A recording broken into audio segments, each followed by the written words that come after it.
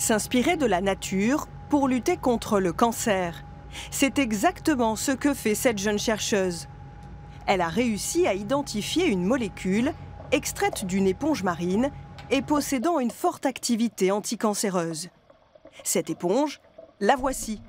La Crybrocalina vit dans les eaux chaudes des Caraïbes. En modifiant sa structure, les chercheurs tentent de rendre la molécule la plus active possible. Partant de cette molécule, en fait, vous allez la modifier pour optimiser au maximum ses capacités, c'est ça, hein? Exactement. Donc à la fois pour augmenter son pouvoir anticancéreux, c'est-à-dire qu'au lieu d'en prendre 1 gramme, il faudra en prendre juste 1 milligramme. Donc ça, c'est des histoires d'effets secondaires. Par exemple, quand on en prend moins, il y aura moins d'effets secondaires. Et puis, on travaille en parallèle avec les biologistes pour comprendre comment elle fonctionne. Donc en fait, quand on modifie la molécule en laboratoire, on peut lui faire gagner en activité anticancéreuse ou au contraire perdre. Les éponges marines seraient donc un formidable remède contre certains cancers. Les chercheurs en sont persuadés. Ces organismes vivants produisent un grand nombre de molécules capables de tuer des cellules cancéreuses. Une puissance de frappe totalement innovante.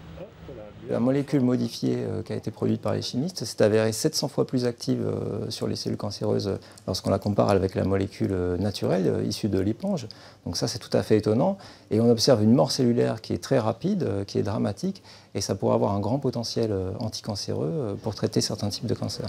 Après 2 ans passés au Canada, Pauline Rullière a bénéficié de l'aide de la Fondation ARC pour son retour en France, où elle se consacre désormais pleinement à ce projet. Véronique, vous avez financé à hauteur de 170 000 euros ces travaux. Est-ce que pour la Fondation ARC, c'est vraiment prometteur ce genre de recherche ?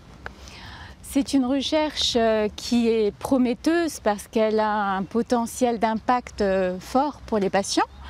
La Fondation ARC a choisi ce projet parce qu'il mêle à la fois la chimie bio-inspirée, très innovante, et la biologie qui interagissent de manière très active, ce qui fait l'originalité du projet. Cette molécule, inspirée de la nature, ouvre donc de nouvelles perspectives dans les traitements anticancéreux. Mais il faudra attendre encore une dizaine d'années avant qu'elle ne soit disponible sous forme de médicaments.